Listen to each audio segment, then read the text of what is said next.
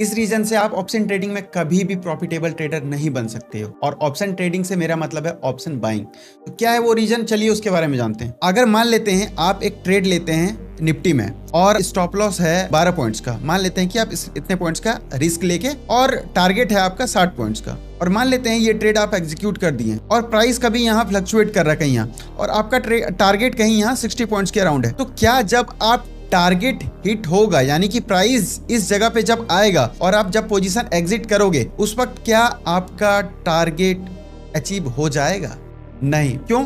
क्योंकि जब आप टारगेट पे जैसे ही एग्जिट करोगे तो प्राइस कहीं फ्लक्चुएट हो गया होगा, यानी कि या तो आपका इसके कहीं ऊपर या तो इस पॉइंट्स के करीब, यानी कि मान लेते हैं कि कहीं 50 पॉइंट्स 55 पॉइंट्स के अराउंड, या तो मे भी हो सकता है उससे अबव भी हो जाए। तो जिसकी वजह से आपका कभी भी रिस्क रिवॉर्ड रेशियो यानी कि रिस्क मैनेजमेंट कभी भी बैलेंस होगा नहीं, जिसकी वजह से आप कभी भी एक प्रॉफिटेबल ट्रेडर नहीं बन पाओगे। बट अब आप बोलोगे कि मैं प्रॉपर एसएल और टारगेट के साथ काम करूंगा, तो मैं बता दूं कि प्री डिफाइंड ऐसा किसी भी ब्रोकर में फीचर्स नहीं है कि आप पहले से स्टॉप लॉस सेट कर दें और एक टारगेट सेट कर दें। एक फैक्ट बात बताऊं, क्योंकि इससे आप प्रॉफिटेबल ट्रेडर बन जाओगे, इसीलिए ये फीचर्स नहीं है।